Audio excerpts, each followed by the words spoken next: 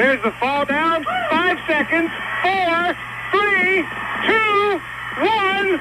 Ball game. LaGrange 16. Peach County 7.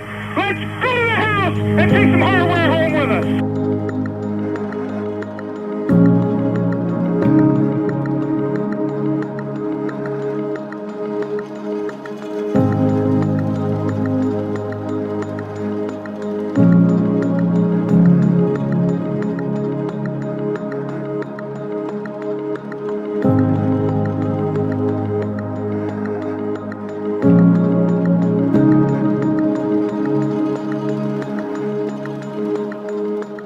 I actually grew up in Glasgow, born in Glasgow, Kentucky, grew up in Hopkinsville, Kentucky. We moved there when I was young and went to Christian County High School, and that's kind of where I started my career. The other question was, did I ever not think I wanted to be? I don't ever remember, I never remember wanting to be a policeman or a fireman. I always wanted to be a high school football coach. I never wanted to be a college coach, and I think a lot of that goes back. My dad was real good friends with Coach Clayton, Fred Clayton, my high school coach.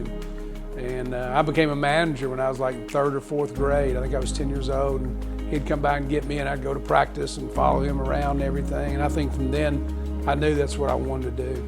That's probably the biggest break in my career is Conrad Nix. I went to work for Conrad at Fayette County, and it was through a coach I had in college that got hired by Conrad and said I needed an offensive line coach. And we used to kid about it because Patrick, his son, was in the 7th grade, and Rusty was a 9th grader. And we went out and ate lunch, and Conrad later told me it came down to 2 people, and the boys liked me best. So we used to always joke that Patrick and Rusty hired me for my first job.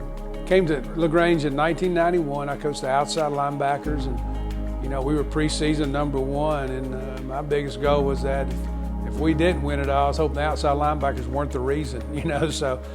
Worked with a great staff. Coach Guthrie was a great guy to work for, and the whole staff I was so blessed to work with. And again, that first year was so magical going from single A football in Western Kentucky to being USA Today national champ was quite a swing in 1 year. Well, after 91, I moved to the offensive line in 92. And it's, you look back on things, and it really was a blessing because it kind of gave me an outlook on both sides of the ball, how we had done things at LaGrange. And then 93, I had the opportunity. Coach Guthrie hired me to be the defensive coordinator and run the weight room. And quite honestly, that was probably the reason I was the head coach later. And I attribute a lot of that to Coach Branch. He and I became really close really quick when we got here. And he was kind of in line for the defensive coordinator's job. And he talked Gary into giving it to me and said, hey, we'll kind of do it together. But, I've got baseball too. And I won't just let him do it. So I became the defensive coordinator, and the next year Coach Guthrie decided to leave, and really didn't know if I had a chance to get the job or not. And Lois Myers told me one day, the athletic director, that I ought to apply. And it kind of caught me off guard, and I said, well, I'm thinking about it. If I do, I really want it. And then a few days later, she said, Mr. McCoy really wanted me to apply, so I did, and surprisingly, I became the head coach. Those first 5 games, other teams were a lot better than us we were playing, so I kind of got a rude awakening. We started out 0-4 that year, and I wasn't sure I was the right guy. I don't know if anybody else was sure, jokingly. But it was, we stayed together, we stayed the course, and we had some things happen, and we won a big game, and ended up 5-5, and some things happened that year that probably I learned as much as the kids, and as a leadership role. And from there on, we went 6-4, and then our first senior class, the guys that I felt like I had for 3 years, and so many of them I was close when they were 9th graders as the defensive coordinator. J.R. Revere, Marcus Blandenberg, Mario Shank, Carlo Hurd. There's so many of those guys, I'd like to mention them all, but they kind of catapulted. We made a little run, went 11-1, and from then on, we kind of got things going. The staff was always good, though. I was so blessed, inherited the guys. I tell people, how many people had the same coordinators for 17 years? My whole career, I had David Traylor was the offensive coordinator, and Donnie was the defense coordinator. So, and we had some other guys come and go, and then we really did have a good group. But, those kids, the first state championship, really goes back to 99. We won it in 01, but we started a freshman quarterback, Blake, after the first game, and Skylar Thornton was playing running back as a freshman, and then Sam Elijah Butu, Ronaldo Evans, Marvin Kendrick, Eric, all those guys, Kelly Reed, the great defensive guys we had, Travis Hart, those guys were young, and well, Travis was a different age than them. They all get together on me. Sorry. Sam Lagelutu was one of the greatest leaders I ever coached, and Sam kind of put our team on his back going into his senior year. I kind of put it on him in the off season about it was his team, not mine, and he took that to heart. And of course, people always ask me to compare the state championships, and I guess the best way to say, Jonathan, the first one was just, I was really okay until I saw Pam, and then I just lost it emotionally, and it was something, as I say, always wanting to be a high school coach. I'd always dreamed of that moment, and I don't know if it's ever what you thought it was going to be, but it was obviously a very emotional time and very exciting time, and so glad for LaGrange. Everybody was so excited in town, and coming in, you think people forget a little bit about that year. That was during 9/11, so our country had gone through a lot of things right there during our season, and our kind of way we thought about things, I think, changed for the better in our country then after that. And we played until, I think it was the 20th of December. So,